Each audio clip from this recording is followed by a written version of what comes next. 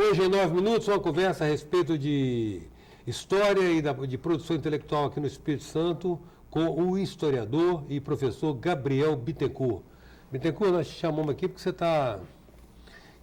você deu um surto criativo aí, um frenesi literário aí, está lançando 3 livros. Você vai lançar os 3 livros simultaneamente? Já foi lançado, né? Já foi lançado? 21. 21 agora? 21 o último. Bittencourt, a saga, 10 séculos de história. Isso aqui é a genealogia da família. Mas eu aproveito por inserir, digamos assim, as figuras que se destacam na família dentro do contexto da história do mundo ocidental, de uma maneira geral.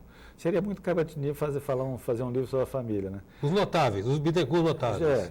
Até mesmo porque os Bittencourt se destacam, seja nas cruzadas, seja como precursor das grandes navegações, depois nas Ilhas Canárias, que foi conquistada por um barão, Jean de Bittencourt, e posteriormente passando para as Ilhas Canárias, e depois Ilhas Portuguesas, de lá para o Brasil, alguns deles se destacaram bastante, até a República aqui no Brasil. Por exemplo, nas guerras da independência, você sabe que a guerra da independência, na realidade, ela aconteceu na Bahia, né? Tanto é que eles comemoram a independência do Brasil lá no dia 2 de...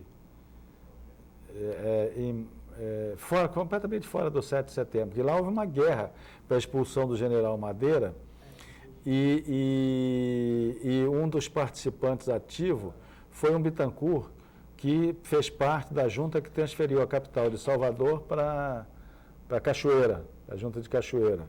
Então, coincidentemente, eles participaram desses momentos, desde a Idade Média até aqui no Brasil. Um outro Bittencourt, meu avô, por exemplo, foi chefe de polícia no Rio de Janeiro em alguns momentos. O cunhado dele foi interventor no Rio de Janeiro. E ao falar, o meu avô participou da esquadra legal, no tempo de Marechal Hermes, a esquadra que pôs fim, era um cadete, né, do Exército que ajudou a tripular a esquadra.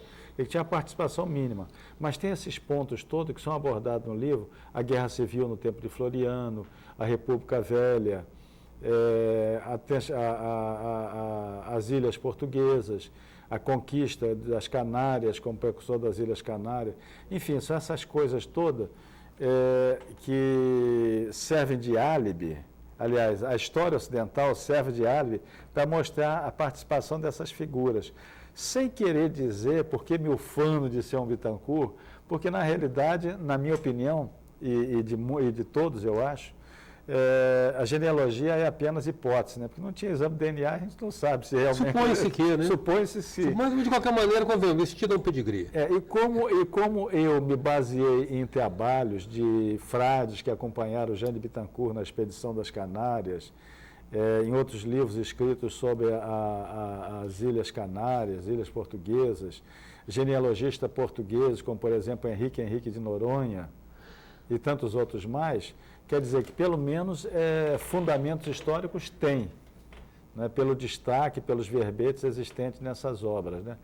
E, coincidentemente, o meu bisavô, cognominado Mauá Baiano, criou uma das primeiras grandes estradas de ferro da Bahia, que era de Nazaré, a atual cidade chamada Nazaré das Farinhas, que na realidade não tem esse nome, abrindo os caminhos por estrada de ferro para a ocupação das matas do sertão de baixo da Bahia. E tem vários livros publicados sobre esse tema, com a participação da minha família. Quer dizer que, do ponto de vista, eu que tenho uma formação de história, foi muito feliz para mim encontrar obras publicadas, desde o tempo dessas figuras, sobre os Bittencourt, e a história do Brasil, seja em alguns aspectos, alguns capítulos da colônia, do Império ou da República, eu tive meios de colocar essa ligação aí.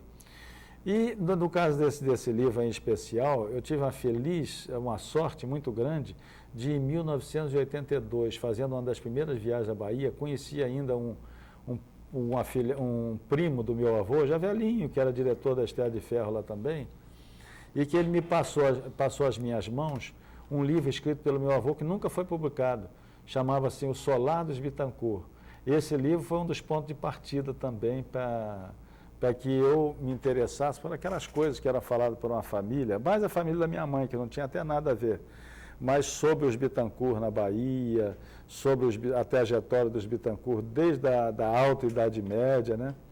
Tem uma lenda que conta que foi um Bittencourt que, antes dos ingleses invadirem a Normandia francesa, ele foi ameaçar com seus navios, entrando pelo Thames adentro, o Império Britânico. Enfim. Gabriel, mas então, bom, você falou a respeito do livro, desse trabalho bonito que você fez, inclusive o livro com uma bela publicação, capa né? dura, Caprichou nessa produção aqui, hein? Foi sim. Aqui, agora esses aqui, Jesuíta governante do Espírito Santo, porque se entrelaça, jesuítas até serem expulsos em 1700 e pouco pelo Marquês de Pombal, eles reinaram aqui também, né? Exatamente. Os jesuítas foram, sobretudo, os grandes educadores do Brasil e do Espírito Santo, né? O governo, o Estado não investia em educação. Os jesuítas que fizeram essa parte muito bem feita e foi uma pena, né? Tanto é que depois que eles foram expulsos por política lá de Pombal, junto com o Papa e o rei de Portugal, o Brasil entrou numa decadência, né? Porque as outras ordens e mesmo a educação aqui entrou em uma decadência muito grande, né? E os jesuítas não, eles tinham sobretudo o objetivo de trazer o povo para o teatro, para a escola, para levar o povo a Deus. E aquilo ali era um ideal, né? Evidentemente, sem se preocupar se ganhariam dinheiro, se não ganhariam, né? Então fez um trabalho de altíssimo nível, né? E eles, sobretudo, com a característica dele de militar, né? Eles eram austeros, organizados, né? Porque o militar, ele não tem um trabalho para fazer, ele tem um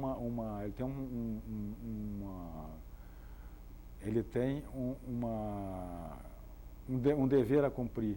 E ele se sente extremamente mal se ele não cumprir aquele dever. E os jesuítas, mais ou menos da mesma forma, né? Eles tinham aquele dever para cumprir, né? E com isso aqui no Espírito Santo, eles foram fabulosos. Primeiro que eles, além da educação e tudo mais, do ponto de vista arquitetônico, criou-se o Colégio dos Jesuítas de Vitória, que atravessou séculos e séculos, não incólume, né? Porque foi muitas vezes modificado.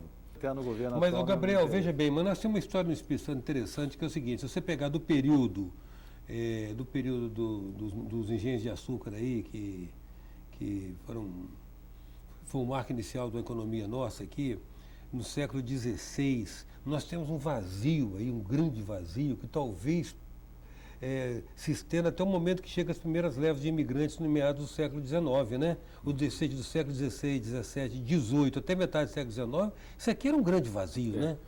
Os próprios jesuítas, que foram os principais empreendedores com suas fazendas, principalmente de Carapina, Araçatiba e outras mais, que praticando uma agricultura mais moderna, eles não tiveram coragem de se interiorizar. Sim. Ficaram no litoral. E essa interiorização, tanto é que nós não tivemos competência para isso, que Minas Gerais, aliás, São Paulo, né, assabarcou tudo aquilo ali, restando ao Espírito Santo uma faixa de terra muito pequena, né?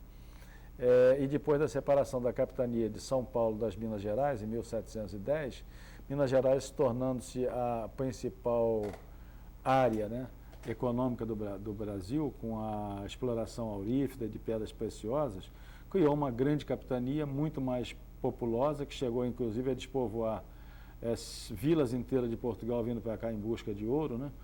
E se tornou uma das principais capitanias do Brasil. Aliás, você falou que começa com a economia açucareira. Realmente, foi o que funcionou. Mas a ideia dos colonizadores de início era também a busca de metais e pedras preciosas. Tanto é que na expedição de Coutinho, possivelmente já traz uma figura entendida em Minas, que era Felipe Guilhem, que era entendido em Minas e coisas desse tipo, mais ou menos, em tomar a altura das estrelas, conforme se falava do astrolábio naquela época, né? Mas as primeiras entradas foram um fracasso total, não se achou nada aqui no Espírito Santo. E aí, a única economia rentável possível na época, com largos investimentos, aproveitando-se inclusive de capital de judeus, era o açúcar. E aí se cria engenhos importantes, como por exemplo de Itacibá, que é do próprio Vasco Fernando Coutinho, engenhos no sul do hoje estado, engenho em outros lugares, né? Chega a se criar aqui 6 ou 7 engenhos, com uma produção de arrobas de açúcar expressiva. Parece que é pouco, mas se nós formos atentar para os dados daquela época, Porto Seguro me parece que tinha apenas 2, a Paraíba só 1 ou 2 também, e outras capitanias também. Então, as 6 engenhos no Espírito Santo eram um bom começo, mas ficou no justo limite dos investimentos feitos aqui. E aí tornou esse interior uma terra de ninguém, que vai favorecer muito depois aos imigrantes e ao café. Bom, nós vamos dar sequência a essa conversa com o historiador e professor Gabriel Bittencourt no programa de amanhã, quando a gente estará rebobinando de novo esses aspectos que caracterizaram uma civilização capixaba. Gabriel Bittencourt continua conosco amanhã. Até já então. Sou passageiro do tempo, tentando entender, erro e acerto os caminhos, aprender